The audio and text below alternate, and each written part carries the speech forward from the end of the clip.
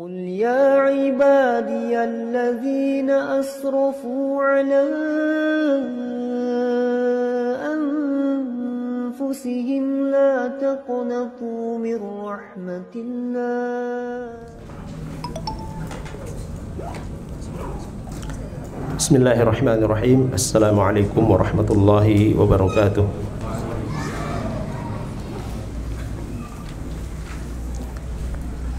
إن الحمد لله نحمده ونستعينه ونستغفره ونعوذ بالله من شرور أنفسنا ومن سيئات أعمالنا من يهده الله فلا مضل له ومن يضلل فلا هادي له أشهد أن لا إله إلا الله وحده لا شريك له وأشهد أن محمدا عبده ورسوله اللهم صل على محمد وعلى آل محمد كما صليت على إبراهيم وعلى آل إبراهيم وبارك على محمد وعلى آل محمد كما باركت على إبراهيم وعلى آل إبراهيم إنك حميد مجيد. يا أيها الذين آمنوا اتقوا الله حق تقاته ولا تموتن إلا وأنتم مسلمون. يا أيها الناس اتقوا ربكم الذي خلقكم من نفس واحدة وخلق منها زوجها وبث منهما رجالا كثيرا ونساء واتقوا الله الذي تساءلون به والأرحام إن الله كان عليكم رقيبا. ثم أما بعد فإن أصدق الحديث كتاب الله وخير الهدي هدي محمد صلى الله عليه وسلم وشر الأمور محدثاتها وكل محدثة بدعة وكل بدعة ضلالة وكل ضلالة في النار. إخواني والأخوات أعزني الله وإياكم جميعا. Alhamdulillah kita kembali dipertemukan oleh Allah Subhanahu wa taala di majelis ini, dan semoga kita semua selalu dalam lindungan Allah Subhanahu wa taala, selalu diberikan kekuatan dan kesabaran dalam mempelajari dan mengamalkan sunnah-sunnah Rasulullah sallallahu alaihi wasallam, dan semoga Allah Subhanahu wa taala senantiasa memberikan kesehatan kepada kita semua. Ikhwani wal akhwat azani Allahu wa iyyakum jami'an. Bahasan terakhir kita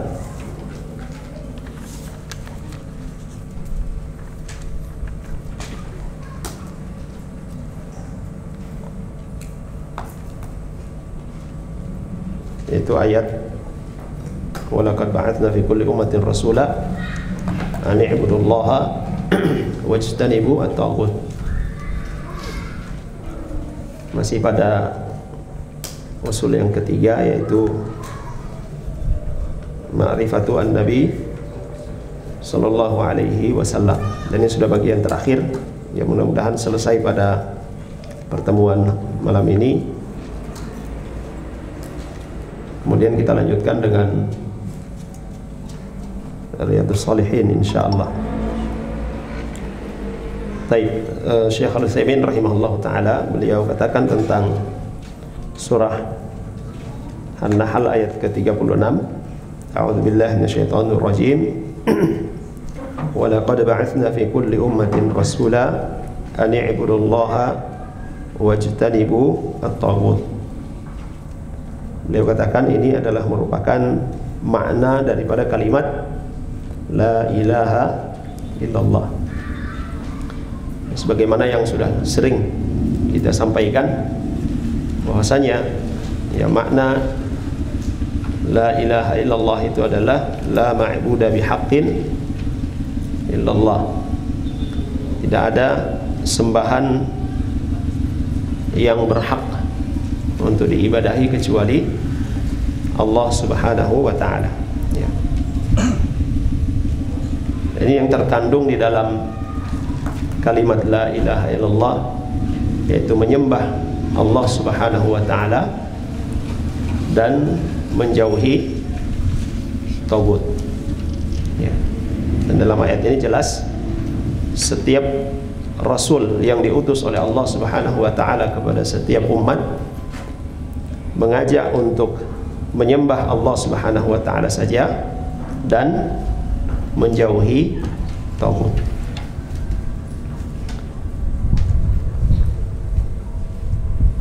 Kemudian berkata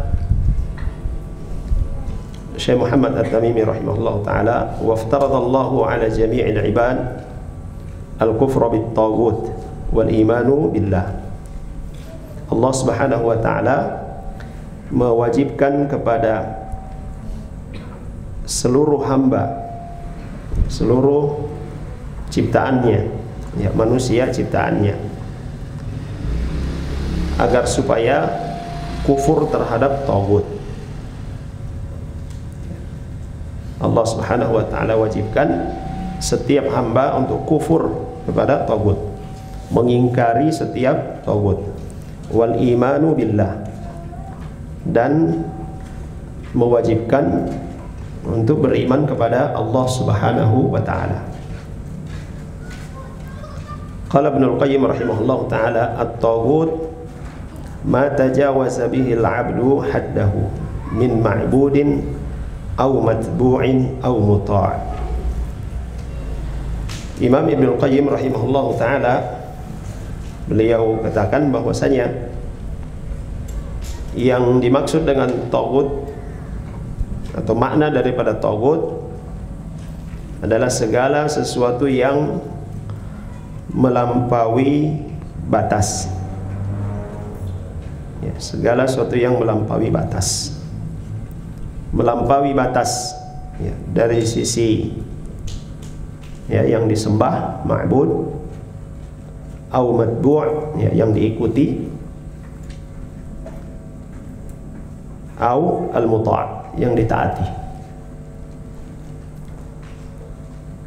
Nah, Syekh Al-Utsaimin rahimahullah ta'ala beliau katakan, arada Syekhul Islam rahimahullah ta'ala bihadha anna at-tauhid la yatimmu illa bi'ibadatillahi wahdah la syarika lah wajtinab at-taghut. Bahwasanya yang dimaksudkan oleh Syekhul Islam, ya, Imam Ibnul Qayyim rahimahullah ta'ala, ya, ini adalah merupakan, ya, tauhid yang dia tidak akan sempurna kecuali beribadah kepada Allah Subhanahu wa ta'ala saja, tidak mempersekutukan Allah Subhanahu wa ta'ala, dan menjauhi taghut. Ya. Yang dimaksud oleh Syekhul Islam Muhammad, ya, At-Tamimi rahimahullah ta'ala, ya, bukan Ibnul Qayyim, ya, bahwasanya tauhid itu tidak akan sempurna kecuali dengan beribadah kepada Allah Subhanahu wa ta'ala saja, tidak mempersekutukan Allah Subhanahu wa ta'ala, dan menjauhi taghut. Sebagaimana yang sudah pernah kita sebutkan, seorang yang mengesahkan Allah Subhanahu wa ta'ala, dia beribadah kepada Allah Subhanahu wa ta'ala, dia tidak mempersekutukan Allah Subhanahu wa ta'ala, tetapi dia tidak mengingkari, dia tidak mengingkari taghut, tidak menjauhi taghut, maka tauhidnya tidak sempurna. Bahkan disebutkan oleh sebagian ulama bahwa tauhidnya itu, ya, belum dikatakan betul-betul al-muwahhid, orang yang bertauhid. Sehingga ini menjadi satu paket. Dia menjadi satu paket. Beribadah kepada Allah Subhanahu wa ta'ala saja, ya. Dia tidak beribadah kepada selain Allah atau tidak mempersekutukan Allah, dan dia mengingkari segala yang disembah selain Allah Subhanahu wa ta'ala. Ya. Baik.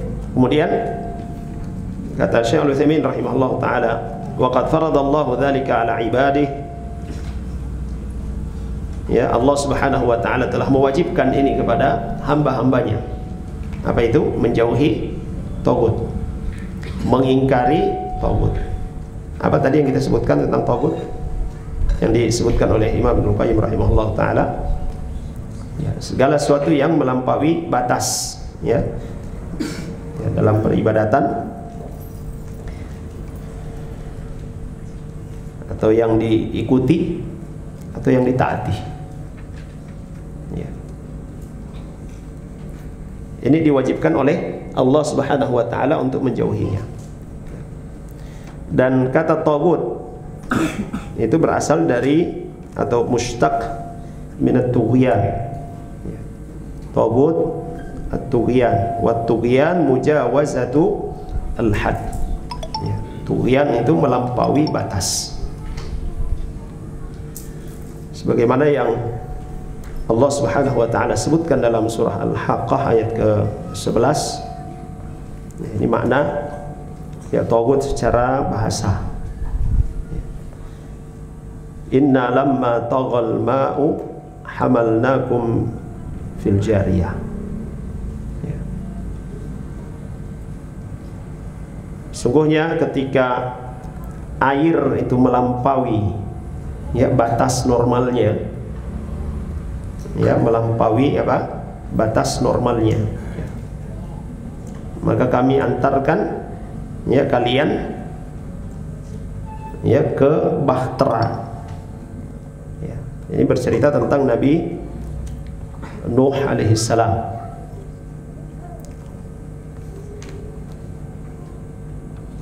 Sebagaimana yang kita ketahui bahwa di masanya Nabi Nuh alaihissalam Allah Subhanahu wa taala menenggelamkan, ya Allah Subhanahu wa taala menenggelamkan bumi. Ya, banjir yang sangat besar.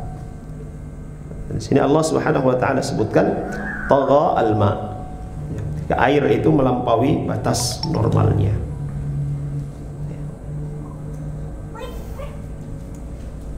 Ya. Ketika air itu sudah melimpah, maka Allah Subhanahu wa taala ya angkut ya orang-orang yang beriman dengan Nabi Nuh alaihissalam ke dalam bahtera yang dibuat oleh Nabi Nuh alaihissalam. Pengertian tagut secara lughah ya secara bahasa adalah ya melampaui batas. Wastilahan dan pengertian ya tagut secara istilah ya. Kata Syekh Al-Utsaimin rahimahullah taala, ahsana ma qila fi ta'rifihi ma dzakarahu Ibnu Qayyim rahimahullah taala. Ya, pengertian tagut secara istilah yang paling baik adalah yang disebutkan oleh Imam Ibnu Qayyim rahimahullah taala. Kullu ma tajawaza bihi al-'abdu haddahu min ma'budin aw matbu'in aw muta'. Ya, yang disebutkan dalam matan Ushul Tsalatsah. Segala sesuatu yang ya disikapi melampaui batas ya, oleh seorang hamba. Ya, segala sesuatu yang disikapi melampaui batas dalam peribadatan ya, atau yang diikuti atau yang ditaati. Ya. Wa muraduhu bil ma'budi wal matbu'i wal muta' ghairu salihin. Amma salihun falaisu tawaghit wa in ubidu aw ittubi'u aw uti'u. Dan yang dimaksudkan oleh beliau di sini adalah yang diibadahi ya, yang disembah atau yang diikuti atau yang ditaati ya, yang kemudian mereka disebut sebagai tagut adalah ya orang-orang yang bukan dari kalangan as-salihin. Adapun orang-orang yang saleh falaisu tawaghit. Orang-orang yang saleh mereka tidak dikatakan sebagai tagut.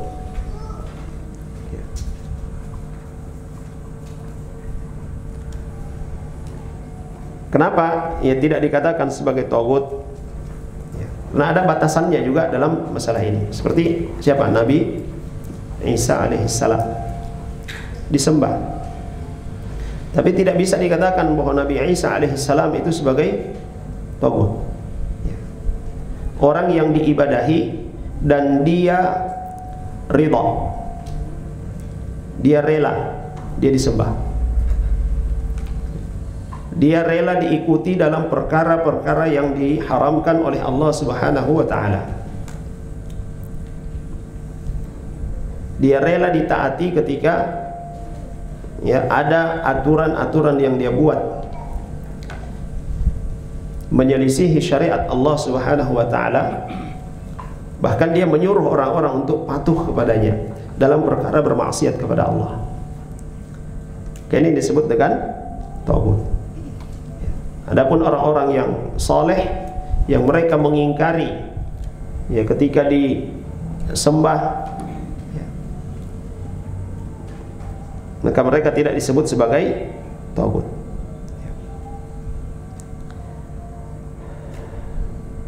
Maka kata Syekh Al-Utsaimin rahimahullah taala, fal asnamul lati tu'badu min dunillahi tawaghit wa ulama'us su' alladzina yad'una ila ad-dhalali wal kufri aw yad'una ila al-bid'i aw ila tahlili ma harrama Allah aw tahrimi ma ahalla Allah tawaghit. Ya. Maka berhala-berhala, ya, berhala-berhala yang disikapi, yang diperlakukan secara berlebihan oleh manusia yang mereka menyembahnya, nah itu tagut. Ulama-ulama su', kata beliau di sini, ulama-ulama su', ya, ulama-ulama yang buruk, yang mereka mengajak kepada kesesatan, yad'una ila dhalal, bahkan mengajak kepada kekufuran, ya, atau yang mengajak kepada perkara-perkara yang sudah jelas itu adalah perkara bid'ah, mengajak pada perkara-perkara yang diharamkan oleh Allah Subhanahu wa ta'ala. Ya, sudah jelas diharamkan oleh Allah tapi dia halalkan. Atau sebaliknya, mengharamkan sesuatu yang dihalalkan oleh Allah Subhanahu wa ta'ala, dan dia seru manusia untuk mengikuti apa yang ya dia dakwahkan itu. Maka ini termasuk tagut, ya. Ini termasuk tagut.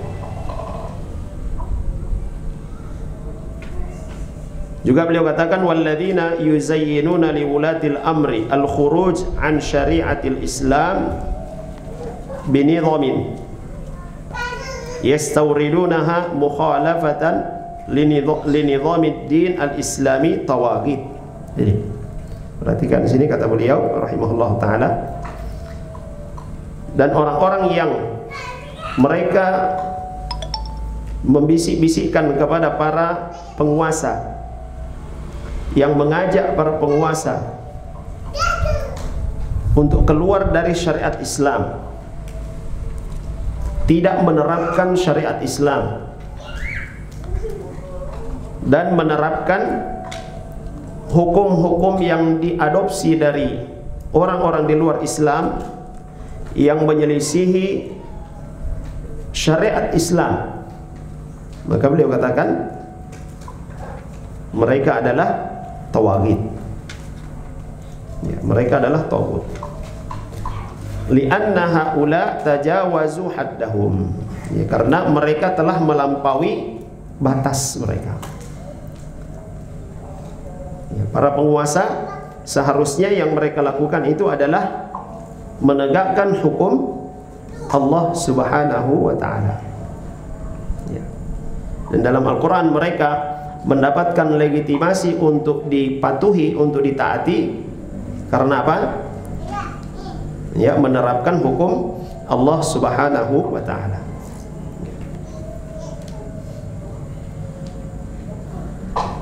Kemudian kata beliau, ya, fa inna haddal alim an yakuna muttabi'an lima ja'a bihi an-nabiy sallallahu alaihi wasallam li'anna al-ulama'a haqiqatan warathatul anbiya, ya.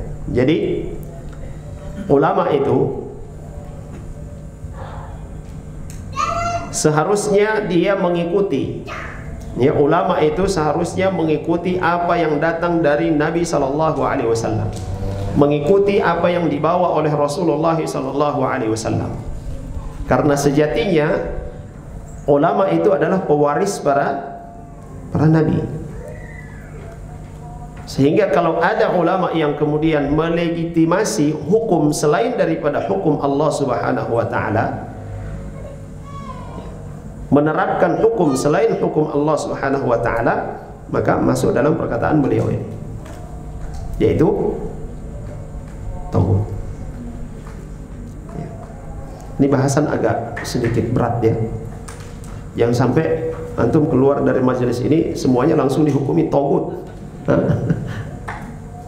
Ya. Jadi kita menyebutkan ya klasifikasinya secara umum. Ya, secara umum. Jangan kemudian dipersonalisasi. Jangan dibawa ke apa? Ya, person atau ke institusi tertentu. Ini hukum secara global, secara umum. Nah, para ulama yang sejatinya mereka adalah pewaris para nabi, sehingga yang seharusnya didakwahkan itu adalah sunnah Rasulullah Sallallahu Alaihi Wasallam. Ketika mereka dekat dengan penguasa, maka yang diberikan itu adalah hukum-hukum Allah Subhanahu wa taala, bukan hukum yang datangnya dari selain Allah Subhanahu wa taala, hukum dari orang-orang kafir waliyadzubillah. Dan para ulama mewarisi Nabi Sallallahu Alaihi Wasallam. Ini sudah kita sebutkan pada majelis yang lain, bahwa ilmu itu adalah warisan Nabi. Dan para ulama dikatakan pewaris para nabi karena mereka mewarisi ilmu itu, sehingga seharusnya yang mereka sampaikan apa yang datang dari Nabi Sallallahu Alaihi Wasallam, bukan dari luar Nabi Sallallahu Alaihi Wasallam. Yang mereka warisi itu adalah ilmu dan amalan sebagaimana diamalkan oleh Rasulullah Sallallahu Alaihi Wasallam, wa akhlaqan, juga akhlaknya Nabi Sallallahu Alaihi Wasallam, wa da'watan wa ta'liman, juga demikian semangat dakwahnya Rasulullah Sallallahu Alaihi Wasallam, berdakwah sebagaimana yang dilakukan oleh Nabi Sallallahu Alaihi Wasallam. Kalau ada orang dikatakan sebagai ulama tapi hanya diam saja di rumah, tidak juga melakukan dakwah dengan cara menulis atau sesuai dengan kemampuannya, fahadza laisa minal ulama, bukan disebut sebagai ulama. Apalagi kalau ada orang bilang, oh dia itu alim min ulama besar di negeri ini. Di mana majelisnya? Dia di dalam kamar. Dia kalau sudah masuk kamar tembus ke Mekah. Ya. Bahkan ya, ibadahnya dia sudah berbeda dengan ibadahnya kita. Ibadahnya dia sudah dengan isyarat, sementara kita ini masih kulit-kulitnya saja. Ya. Itu bukan ulama. Ya.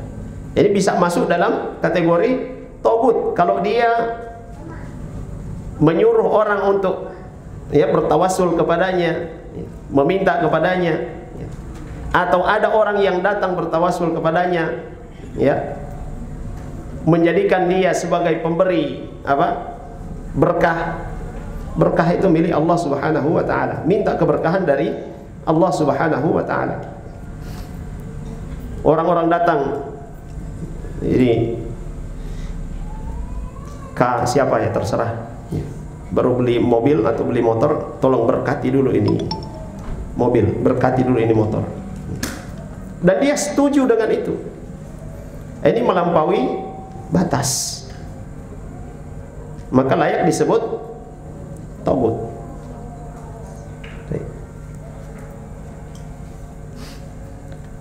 Nah, ikhwas sekalian yang dirahmati oleh Allah Subhanahu wa taala, fa idza tajawazu hadzal had wa saru yuzayyinuna lil hukami al khuruj an syari'atil Islam bimithli hadhihi an-nizam fahum tawaghit. Apabila ada ulama yang kemudian dia sudah melampaui batasnya sebagai pengajar, ya, sebagai pemberi contoh, ya, dari sisi amalan-amalan sunnah, dari sisi akhlak, dakwah, ya, mengajar umat, tapi kemudian dia yang mendekat kepada penguasa, lalu kemudian, ya, menyetujui apa yang dilakukan oleh penguasa, berhukum dengan selain hukum Allah Subhanahu wa taala, bahkan memberikan dukungan, ya, terhadap hukum-hukum tersebut, fahum tawaghit. Maka itu termasuk dalam kategori taghut. Li'annahum tajawazu ma kana yajibu alaihim an yakunu alaihi min mutaba'ati syariah. Karena mereka telah melampaui batas. Seharusnya batasnya mereka itu adalah mengikuti syariat Rasulullah SAW. Jangan lewat dari situ. Itu batasnya. Sehingga kalau sudah lewat maka, ya, layak untuk disebut sebagai taghut. Kemudian wa amma qauluhu rahimahullahu taala au muta' fayuridu bihi al-umara alladziina yuta'una syar'an au qadaran. Adapun perkataan Imam Ibnu Qayyim rahimahullahu taala au muta' yang ditaati, maka yang dimaksud di sini adalah para pemimpin, ya, para pemimpin yang ditaati secara syar'i atau yang ditaati karena kedudukan mereka sebagai pemimpin, kekuasaan yang mereka miliki, kekuatan yang mereka miliki sehingga ditaati. Fal umara'u yuta'una syar'an idza amaru bima la yukhalifu amrallahi wa rasuluh. Maka para pemimpin yang ditaati secara syar'i, ya, para pemimpin yang ditaati secara syar'i apabila mereka memerintahkan, ya, membuat aturan-aturan yang tidak menyelisihi perintah Allah Subhanahu wa taala dan Rasulnya, maka ketaatan kepada mereka adalah ketaatan yang syar'i. Wa fi hadhihi al-hal la yasduqu alaihim annahum tawaghit. Maka pada kondisi seperti ini tidak pantas, tidak layak, ya, mereka disebut sebagai taghut. Ya. Tidak boleh, ya, dikatakan sebagai taghut. Fal wajibu lahum 'ala ar-ra'iyah as-sam' wa ta'ah. Maka kewajiban rakyat kepada mereka, kepada pemimpin-pemimpin yang menerapkan syariat Allah Subhanahu wa taala adalah as-sam'u wa ta'at, mendengarkan dan menaati. Wa ta'atuhum li wulatil amri fi hadzal hal bi hadzal qaid ta'atun lillah. Maka beliau katakan di sini, ketaatan seorang hamba, ketaatan rakyat kepada penguasa yang menerapkan hukum Allah Subhanahu wa taala, ya, yang menerapkan syariat Allah Subhanahu wa taala adalah termasuk ketaatan kepada Allah Subhanahu wa taala.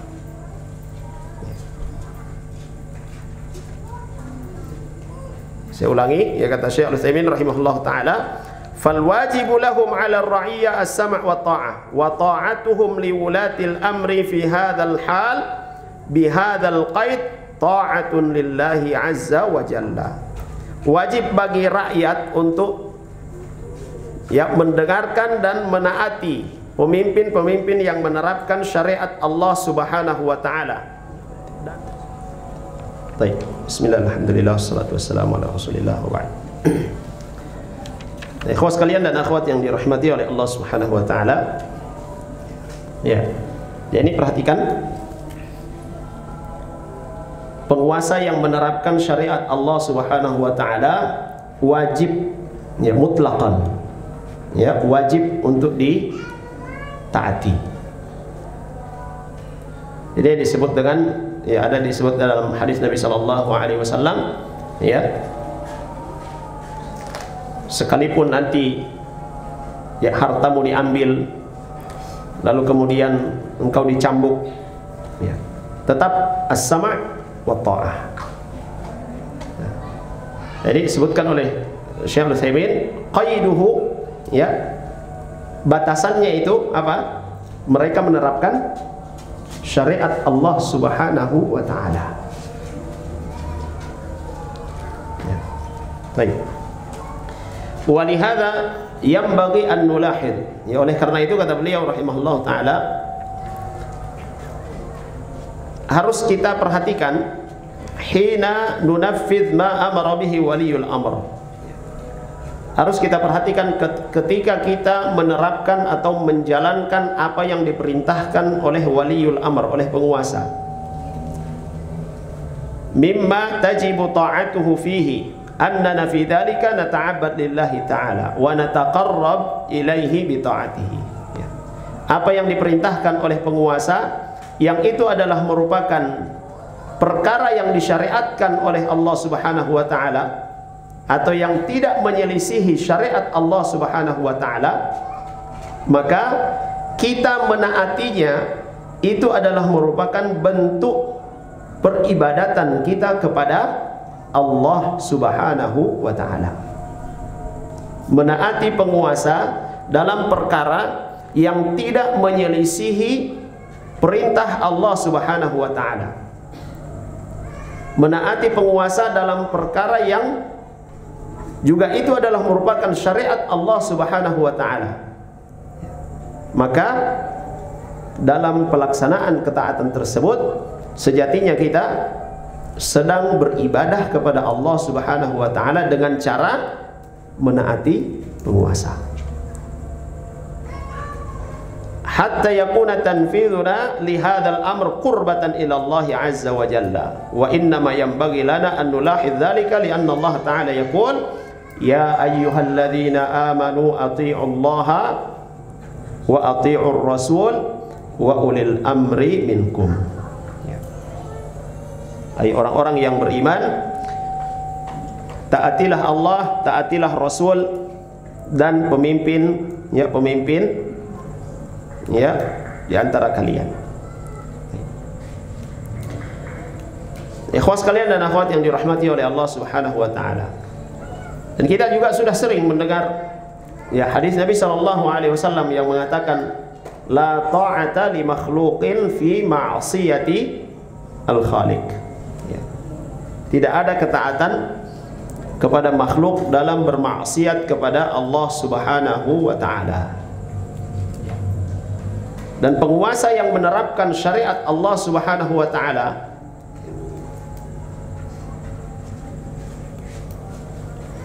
tidak kemudian dikatakan juga mereka itu bebas dari kesalahan, maksum dari kesalahan, tidak. Sebagaimana yang terjadi pada masa dahulu, ya, penguasa-penguasa yang menerapkan syariat Allah Subhanahu wa taala, ada juga yang ya perbuatan-perbuatan mereka yang keluar dari syariat Allah Subhanahu wa taala. Ya, perbuatan-perbuatan yang termasuk dalam maksiat kepada Allah Subhanahu wa taala. Ya, tetapi yang dijadikan sandaran hukum kekuasaan mereka itu adalah syariat Allah Subhanahu wa taala. Ini patokannya ikhwas sekalian.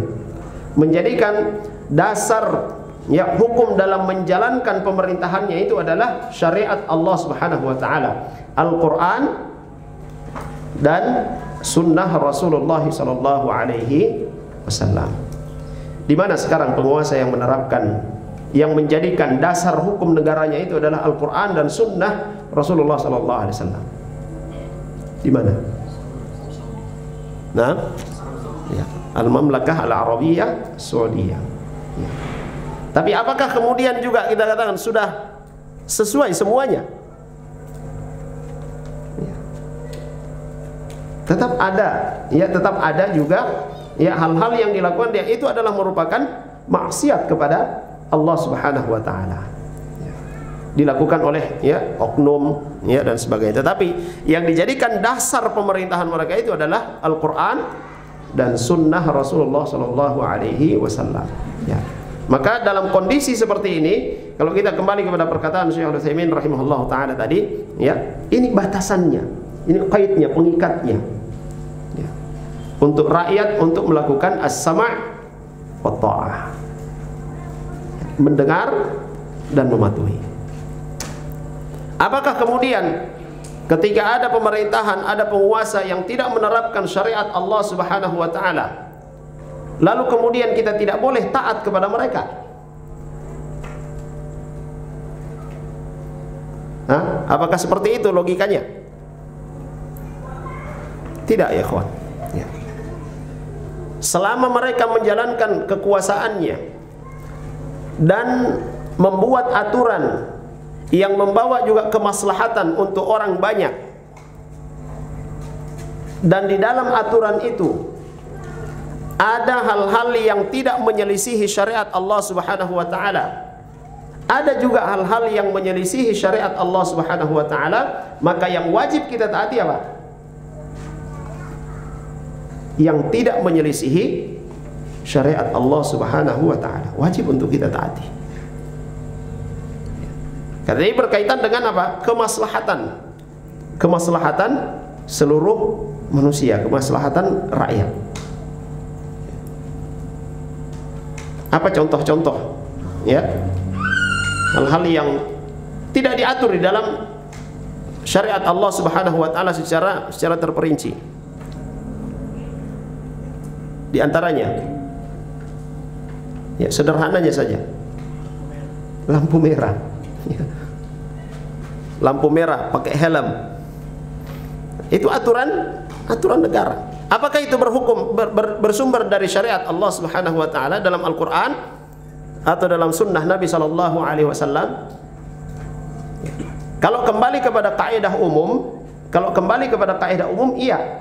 Dalam kaidah umum, maqasidus syariah, ya, pada maqasid asy-syariah, tujuan syariat. Di antaranya apa? Tujuan syariat. Hifdzu apa? Tulab Ibnu Abbas ini. Hifdzun nafs. Menjaga jiwa. Itu secara umum. Ya.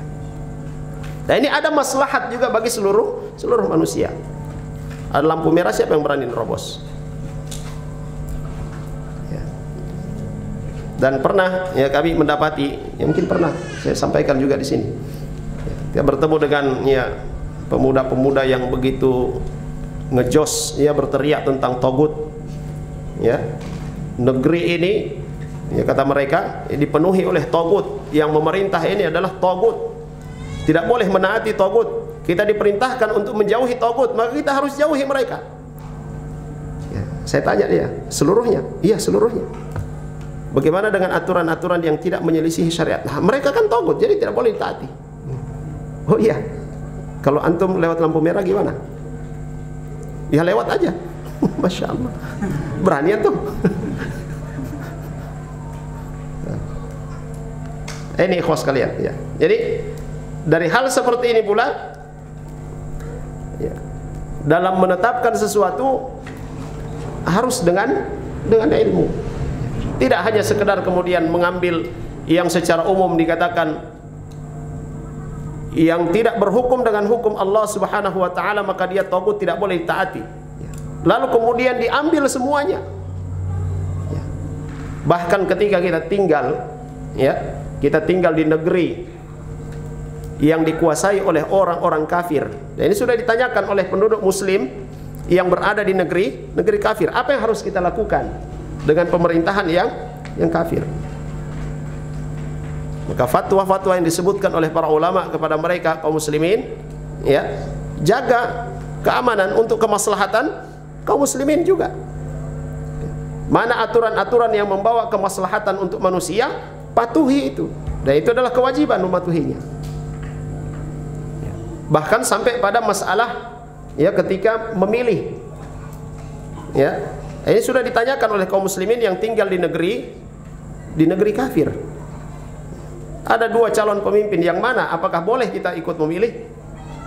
Dan fatwa yang ada dari sebagian ulama mengatakan ya boleh ikut memilih, ya, yang apa? Yang kecenderungannya kepada kaum muslimin itu lebih besar daripada yang satunya. Ya. Itu sampai pada ya seperti itu diperhatikan oleh para ulama. Nah, ini kembali kepada kaidah umum, mengambil maslahat, menghindari mudarat. Ikhwas sekalian dan akhwat yang dirahmati oleh Allah Subhanahu wa taala. Kemudian wa amma ta'atul umara qadaran fa innal umara'a idza kanu aqwiya fi sultatihim fa innan nasa yuti'unahum bi quwwati sultan wa in lam yakun biwazi'il iman. Adapun ketaatan kepada para pemimpin ya berdasarkan kedudukan mereka, kekuasaan mereka, ya, kekuatan mereka, ya, dan ini sudah menjadi fitrah manusia. Siapa yang kuat dia berkuasa, ya kan?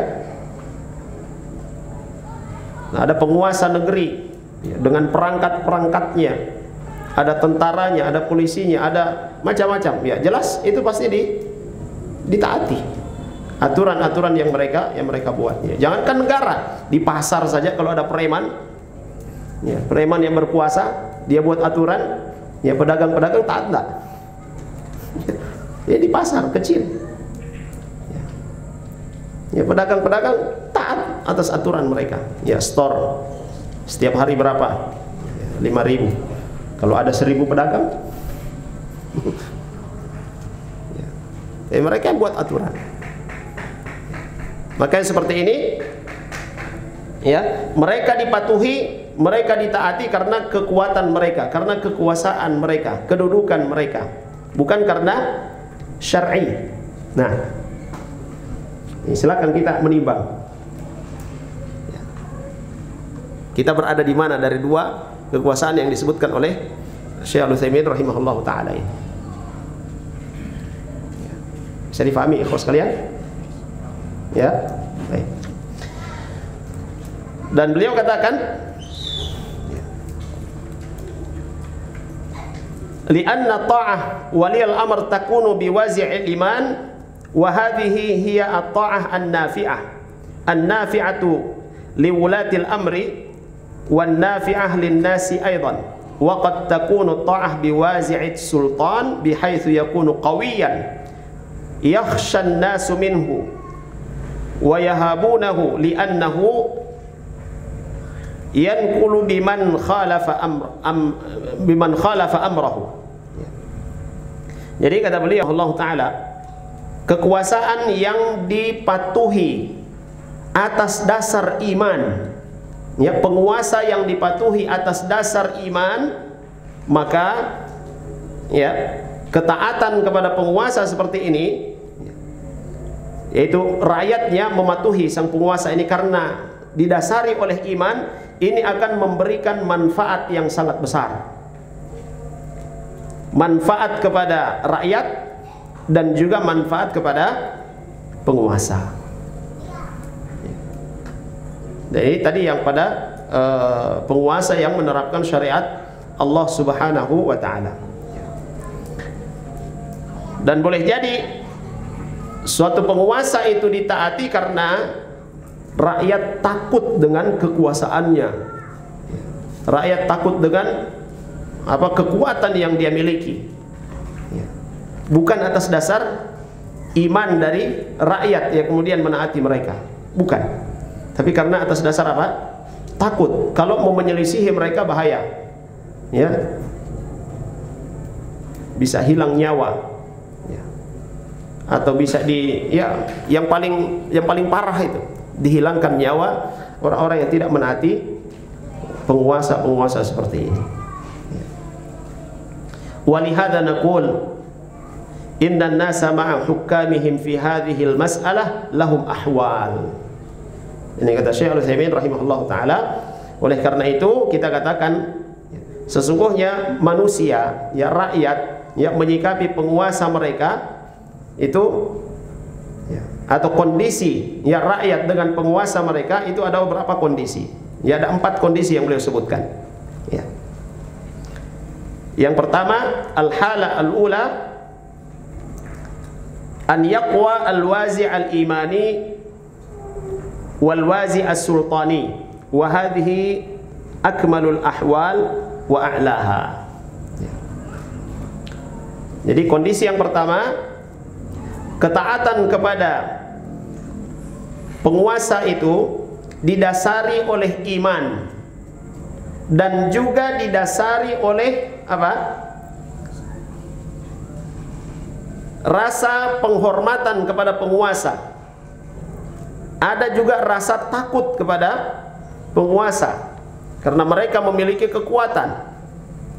Maka ini kata beliau rahimahullahu taala, ini adalah merupakan kondisi yang ideal.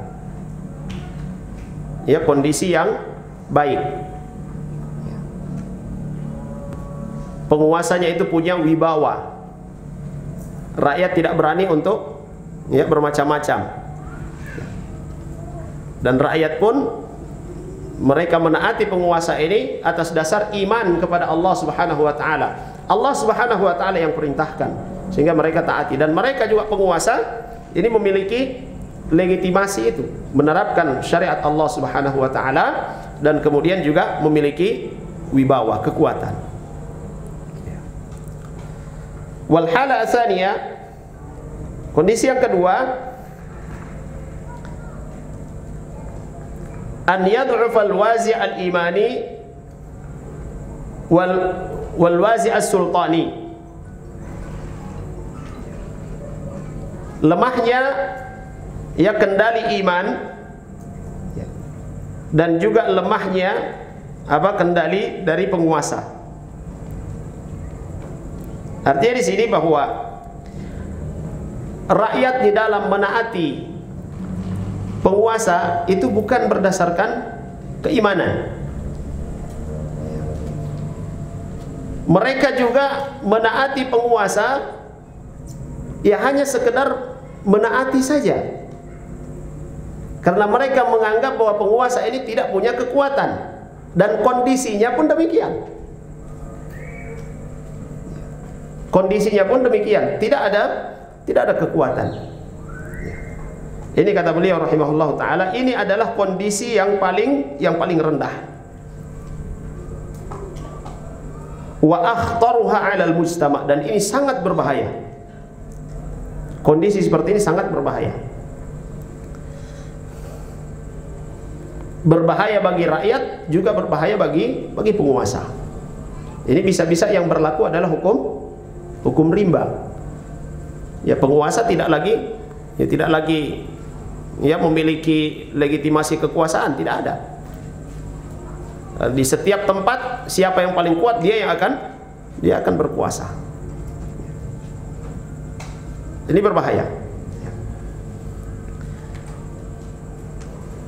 Kemudian kata beliau, li'annahu idza dha'afa al-wazi' al-imani wal wazi' as-sultani hasalatil fawda al-fikriyah wal khuluqiyah wal amaliyah. Ya.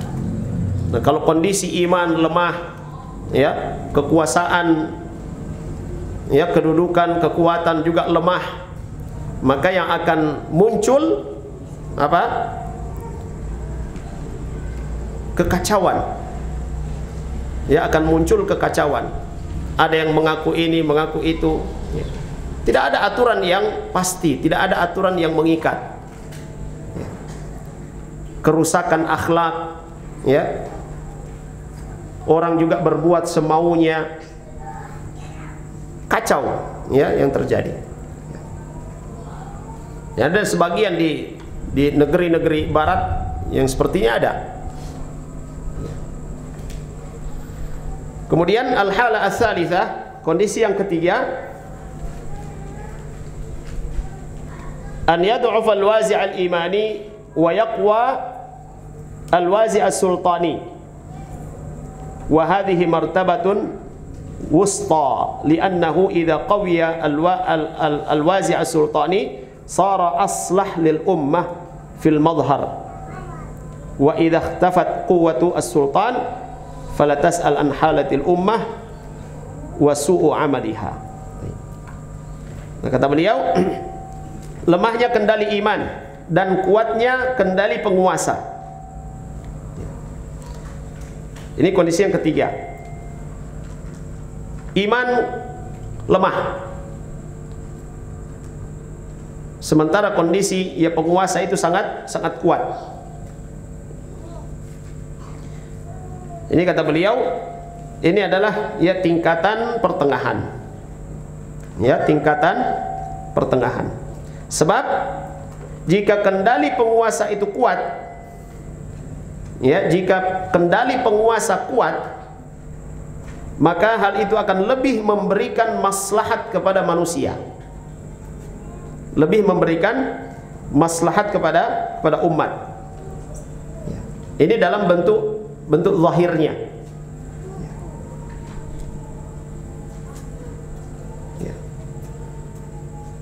Dan jika kekuatan penguasa pun itu ada, kuat, tetapi tersembunyi, ya, maka ya tidak perlu lagi, kata beliau, tidak perlu lagi kita mengenai kondisi umat, ya, dan aktivitas ya buruknya.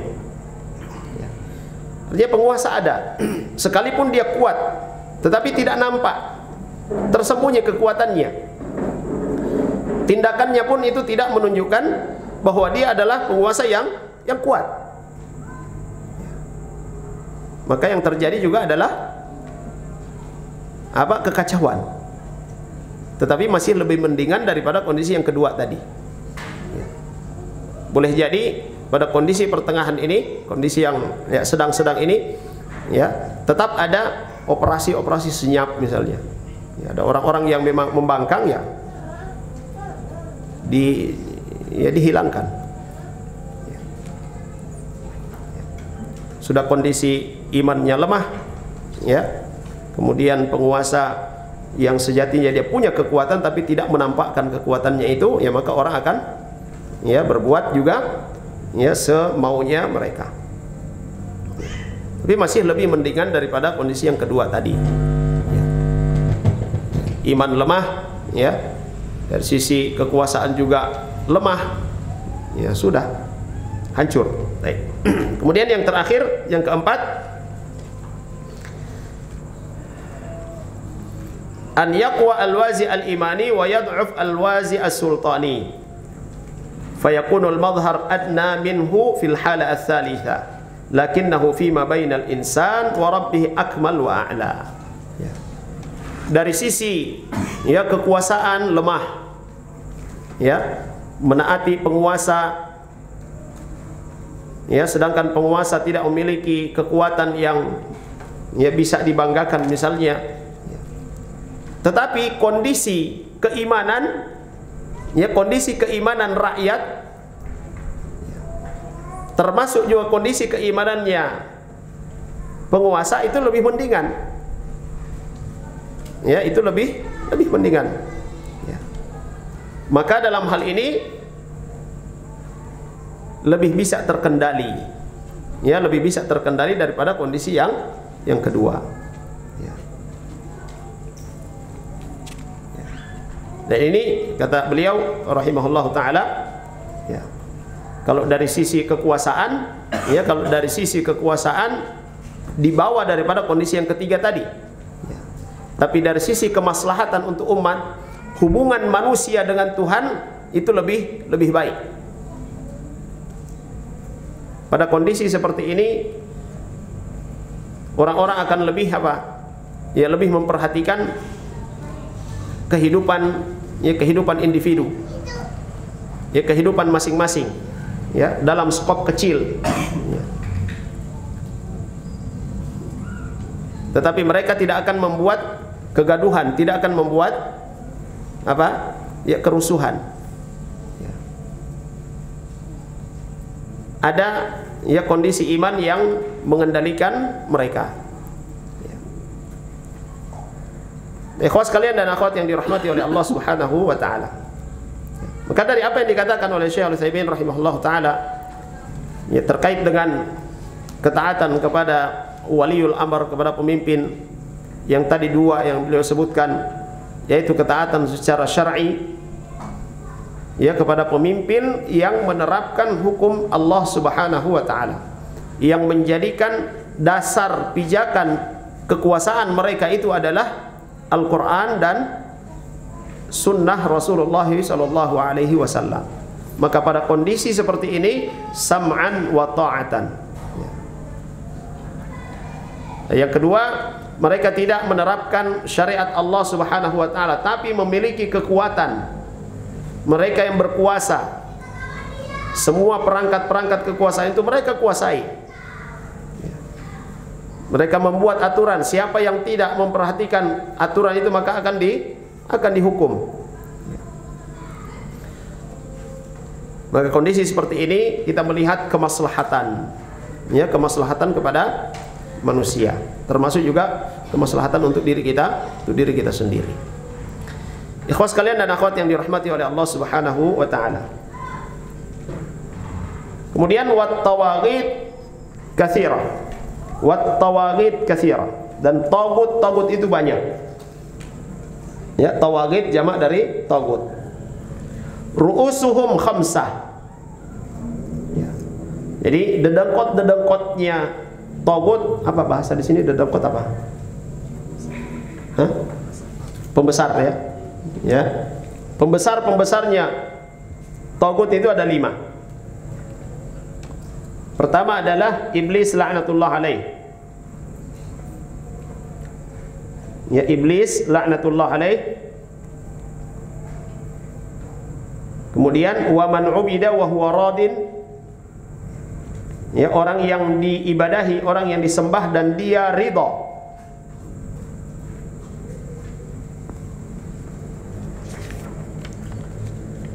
Kemudian wa man da'an nas ila ibadati nafsihi, orang yang mengajak manusia untuk menyembah dirinya. Apa bedanya yang pertama dan yang kedua ini? Orang yang diibadahi dan dia ridha. Yang kedua, orang yang mengajak manusia untuk menyembah dirinya. Ya, yang pertama dia tidak menyuruh orang untuk menyembah dirinya. Dia hanya mengajar saja, ya, mengajarkan apa? Ya, yang dia ajarkan, ya, dari ilmu-ilmu yang dia miliki, tapi ilmu-ilmu yang datang dari mimpi misalnya. Ya. Lalu kemudian ada orang saking cintanya, kagumnya dan sebagainya, lalu kemudian orang-orang sujud di hadapannya, dan dia biarkan saja sujud, biar saja dikasih berkah lagi. Ini termasuk tagut, ya, ru'us. Nah, yang kedua, dia mengajak manusia, sembahlah aku, sembahlah aku. Ada yang menyembah, ada yang tidak. Nah, ini yang ketiga, itu tagut. Wa man idda'a syai'an min ilmil ghaib. Siapa yang mengaku mengetahui perkara yang gaib. Ini yang keempat. Siapa yang mengaku mengetahui perkara yang gaib, maka dia termasuk, ya, dedengkotnya tagut. Dan yang kelima, wa man hakama bi ghairi ma anzalallah, dan siapa yang berhukum dengan selain dari apa yang diturunkan oleh Allah Subhanahu wa taala.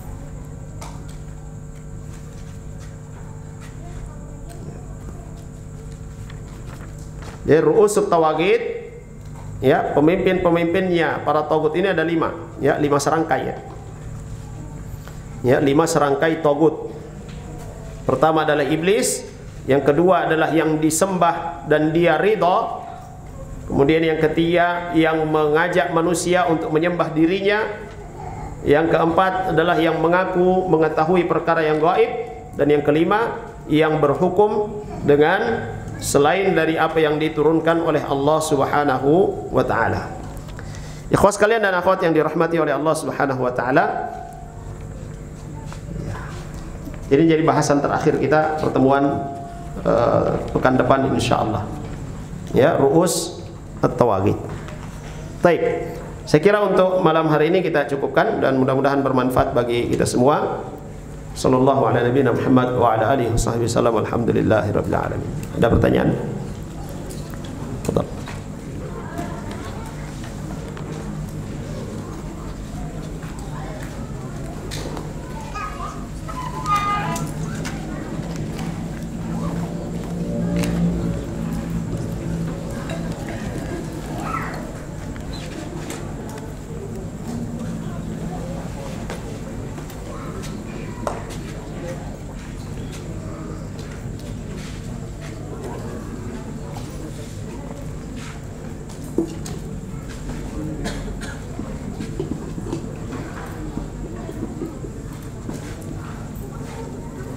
Baik.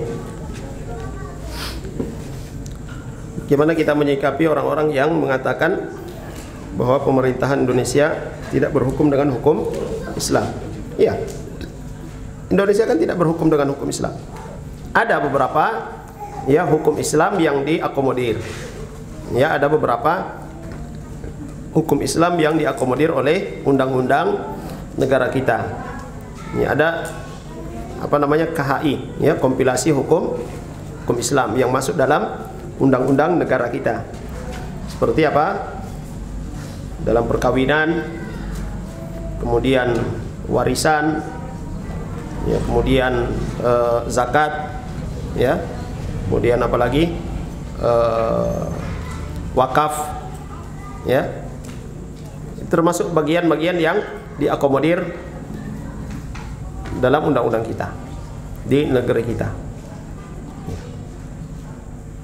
Dan secara jelas pula bahwa negeri kita ya menganut apa hukum demokrasi. Kita sudah tahu kondisinya seperti ini. Lalu kemudian apa yang harus kita lakukan? Demo? Memberontak? Atau apa? Patuhi pemerintah dalam perkara-perkara yang tidak menyelisihi syariat Allah Subhanahu wa taala. Patuhi pemerintah dalam perkara-perkara yang tidak menyelisihi syariat Allah Subhanahu wa taala. Dan jangan membuat huru-hara. Jangan menjadi provokator. Daripada orang begini-begini saja, mari orang ya simpan manggis kah atau simpan nanas kah di gedung sana. Ya, bukan buah manggis ya. Biasa itu ada apa namanya, ada bahasa-bahasa isyaratnya mereka itu. Ya. Ada kopi cingke. Ya. Ternyata yang ditanya itu bukan cingke beneran. Tidak, cuma DP batang. Ternyata yang dia maksud itu apa? Senapan dengan peluru. Kalau nanas apa? Bom. Kalau manggis apa? Granat. Itu bahasa-bahasa simbol mereka. Saya sedikit tahu, ini pernah dalam sekapal waktu masih rame-ramenya Ambon. Nah, ada satu orang yang nanti sudah mau turun baru dia kasih tahu, saya ini komandan pasukannya apa namanya itu, ada nama pasukannya itu. Jadi mereka pakai simbol-simbol seperti itu, sandi-sandi seperti itu. Nah, kondisi negeri kita seperti ini, apakah kita harus melakukan kerusakan? Tidak. Alhamdulillah kita masih diberikan kemudahan untuk belajar. Kita diberikan kemudahan, diberikan kebebasan untuk beribadah kepada Allah Subhanahu wa taala. Walaupun tidak bisa dipungkiri bahwa kezaliman itu ada. Kezaliman ada dan kita harus mengingkari itu. Bagaimana cara kita mengingkari? Mengajak manusia untuk demo? Untuk apa? Justru yang akan terjadi apa? Tadi sudah kita sebutkan, kekuasaan itu, negeri kita punya kekuasaan, punya kekuatan. Katakanlah kita satu Gorontalo ini demo, datang kemari tentara berapa peleton, habis sudah kita. Jika ada orang-orang seperti itu yang kemudian kencang mengatakan ini togut, oke, katakanlah negeri kita ini pemimpinnya adalah togut, katakanlah seperti itu. Lantas apa yang kamu mau lakukan? Apa yang kamu mau lakukan? Mau memberontak? Mau demo? Itu saja yang ditanyakan kepada mereka. Yang perlu kita lakukan, pertama kita memperbaiki diri kita, kita perbaiki pemahaman kita, perhatikan orang-orang di sekitar kita, ya bagaimana mereka menyikapi Al-Quran, membaca Al-Quran. Dan ikhwas sekalian, bukan sekali dua kali saya bertemu dengan orang-orang yang memang kencang sekali berbicara tentang togut. Saat dipersilahkan jadi imam, kita paham maksudnya?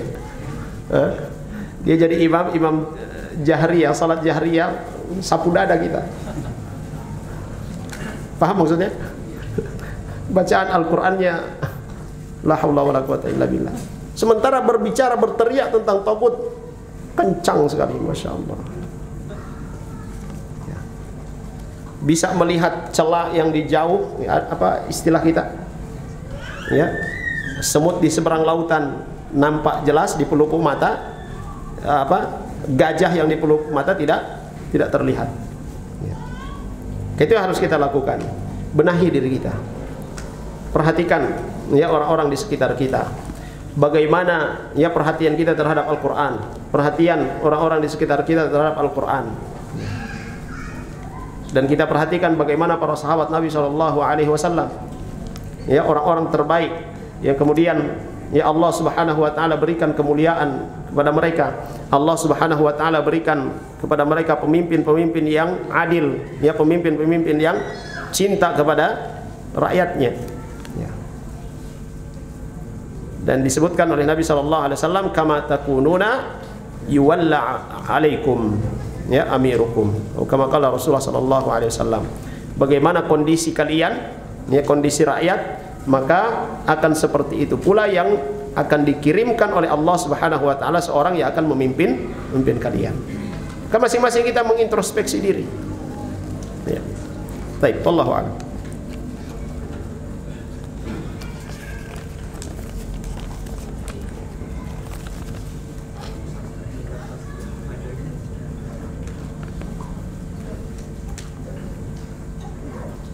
Baik.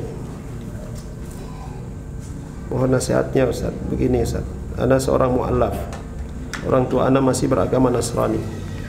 Bagaimana cara ana dapat berbakti kepada orang tua ana jika orang tua ana meninggal dan ana tidak dapat hadir di acara pemakaman mereka?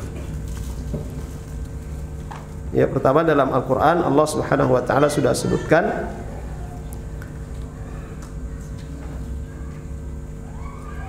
wa in jahadaka ala an tusyrika bi ma laysa laka bihi ilm fala tuti'huma wa sahibhuma. Ya, apabila mereka ya kedua orang tua mengajak engkau untuk mempersekutukan Allah Subhanahu Wa Taala, maka tidak boleh taat kepada mereka. Ya, dan pergauli mereka dengan pergaulan yang baik. Ya. Tetap ya berkhidmat kepada mereka dalam perkara-perkara yang baik, hubungan sebagai anak dan orang tua. Baik. Dalam persoalan agama sudah jelas ya, dalam Al-Quran, dalam Islam itu disebutkan lakum dinukum waliyadin. Urusan agama itu masing-masing. Tapi urusan dunia ya, ketaatan seorang anak kepada orang tua itu tetap berlaku. Bagaimana kalau dia meninggal? Ya, kalau dia meninggal ya tidak boleh didoakan ampunan. Ya, tidak boleh didoakan ampunan. Ya, dia meninggal dalam keadaan kafir. Ya, kalau dia meninggal dalam keadaan kafir, ya. Boleh tidak? Ya, ikut ke pekuburannya, ke pemakamannya. Ya, ya boleh saja untuk ikut ke kuburannya. Ya. Walaupun sebagian ulama melarangnya. Ya. Sebagian membolehkan untuk ya ikut ke pemakaman, tetapi tidak mendoakan ampunan untuknya. Karena dia mati dalam keadaan kafir. Rasulullah sallallahu alaihi wasallam saja dalam hadis ya beliau katakan, ya aku mendoakan ampunan kepada mereka dan Allah menegurku. Ya. Allah melarangku. Ya. Adapun doanya Nabi Ibrahim, ya doa Nabi Ibrahim untuk bapaknya itu adalah merupakan janjinya kepada Allah Subhanahu wa taala. Ya, kalau orang tua yang masih hidup, ya orang tua yang masih hidup, maka perlakukan dia dengan baik. Ya, dan boleh jadi dengan antum yang masuk Islam dan antum tetap menjaga hubungan baik dengannya, ya sering-sering membawa oleh-oleh misalnya, hadiah misalnya, itu akan menarik perhatiannya dan dia bisa memeluk Islam. Ya. Boleh jadi dia bertanya, nak kamu ini sudah masuk Islam, kenapa kau masih datang ke sini? Sampaikan kepadanya, dalam Islam ya seorang anak masih tetap diperintahkan untuk mempergauli orang tua dengan cara yang baik, sekalipun ya orang tuanya masih dalam kondisi ya kafir. Ya. Dan tidak boleh ketika hari raya mereka lalu kemudian kita pergi berkunjung, tidak. Kalau hari rayanya mereka datang berkunjung, ya terserah mereka. Ya, itu terserah mereka. Boleh enggak kita antarkan ya kue lebarannya kita kepada mereka? Ya boleh saja. Kita berikan kepada mereka. Ya. Tapi kita tidak boleh mendatangi hari besar mereka. Baik. Kalau kondisinya ya seorang akhwat, dan ini penanya seorang akhwat ternyata seringkali meminta izin kepada suami ya untuk ke rumah orang tua, beliau tidak mengizinkan anak. Baik. Dalam Islam itu sudah jelas bahwasanya seorang wanita ketika dia sudah menikah maka ketaatannya itu kepada suami. Ya, ketaatan kepada suami. Ya. Ketika istri ingin berkunjung ke rumah orang tuanya dan orang tuanya muslim, ketika istri ingin berkunjung ke rumah orang tuanya dan orang tuanya muslim, tetapi di rumah orang tuanya ya misalnya banyak perbuatan kemaksiatan atau hal-hal yang bisa mempengaruhi istri, maka suami berhak bahkan harus menghalangi istrinya untuk pergi ke rumah orang tuanya, kecuali bersama dengan suami. Tetapi kalau dengan berkunjung kepada kedua orang tua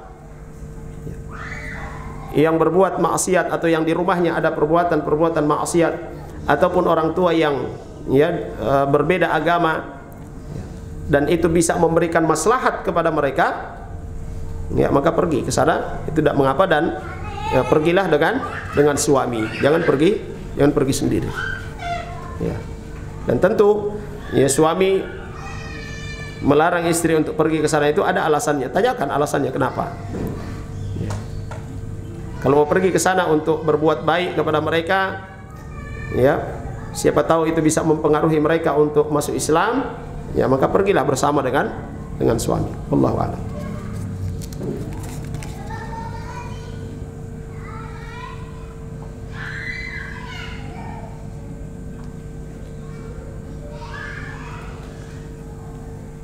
Konsep bertanya di luar tema. Hukum seorang istri ketika marah kepada suami selalu berkata minta cerai. Ya, ini kalau kata cerai ada pada istri, selesai. Ya, kalau kata cerai itu ada pada istri, artinya dengan istri mengucapkan saya cerai kamu, ya barangkali baru 1 bulan pernikahan sudah bubar rumah tangga. Ya. Ya, ini hikmahnya kenapa Islam itu meletakkan ya kata cerai itu kepada suami, ya kepada laki-laki, karena laki-laki kelebihannya adalah ya dari sisi logika, ya. Dan ini penting untuk kita perhatikan ya kepada para suami, Ya, ketika misalnya ya istri marah, langsung kemudian dia katakan ceraikan saya, ya katakan kepadanya,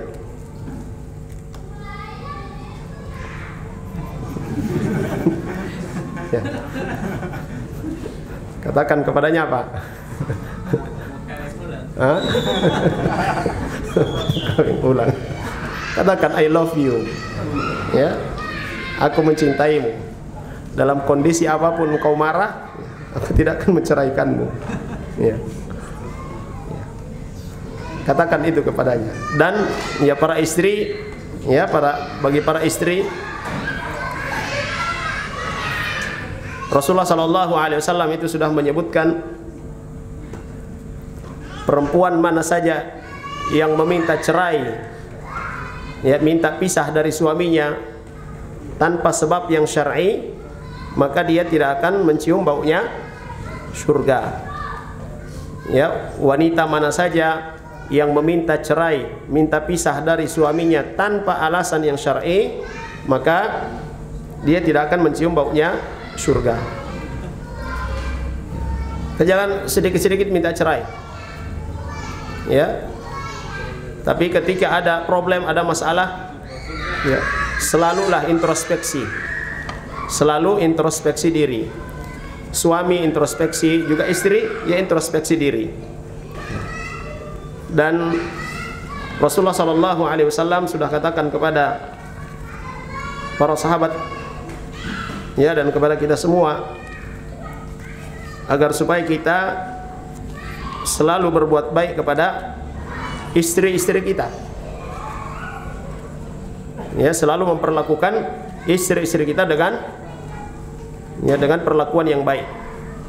Dalam Al-Quran juga Allah Subhanahu wa ta'ala perintahkan, wa'ashiruhunna bil ma'ruf, ya, dan pergaulilah mereka, ya, dengan cara yang baik. Dan syariat Nabi SAW ketika menyebutkan tentang calon suami, beliau sallallahu alaihi wasallam sebutkan, jika datang kepada kalian laki-laki yang kalian ridhoi agama dan akhlaknya, yang kalian ridhoi agama dan akhlaknya, maka terimalah, jangan ditolak. Kalau ditolak maka akan terjadi kerusakan yang besar. Jadi perhatikan ikhwas sekalian, para suami, ya, bagaimana akhlak kita, ya, bagaimana akhlak kita dengan istri-istri kita. Para ulama menyebutkan kenapa Nabi SAW menyebutkan laki-laki yang datang melamar agamanya bagus dan akhlaknya bagus. Ya. Kalau dia memiliki akhlak yang baik, maka di saat dia marah, dia mampu mengendalikan marahnya karena akhlaknya bagus. Dia tidak akan mencela istrinya, tidak akan memaki istrinya, tidak akan memukul istrinya. Dia memiliki akhlak yang baik. Ada orang-orang yang memiliki agama yang bagus tapi ringan tangan memukul istri. Allahul musta'an. Ada agama laki-laki yang agamanya bagus tetapi lisannya tidak bisa dia jaga. Dia hina istrinya. Kamu ini coba bau Ramadan. Allahul musta'an. Dia tidak tahu ini istrinya dari pagi di dapur, ya, belum sempat mandi, mengurusi dia. Ini baru dia, Allahul musta'an. Jadi walaupun mungkin, ya, para suami mencium satu aroma yang tidak baik dari istrinya, bersabar saja. Bersabar. Ya. Boleh diberitahukan dengan cara apa? Ya, kirimkan misalnya, ya, perkataan para ulama, atau ayo kita dengarkan sama-sama ini ceramahnya, ya, Ustadz, tentang bagaimana seorang istri. Begitu juga Ya, ketika istri mendapati suaminya, wah ini suami juga tidak pernah berhias, tidak pernah juga pakai minyak wangi. Yes. Masuk kamar dari luar, dapat cium apa istilahnya mulosingo. Allahul musta'an. Dan Nabi SAW, salah satu sunnahnya Nabi SAW ketika hendak masuk rumah, apa yang beliau lakukan? Bersiwak. Supaya apa? Bertemu dengan istrinya dalam keadaan bersih, tidak bau. Nabi SAW sangat senang dengan minyak wangi.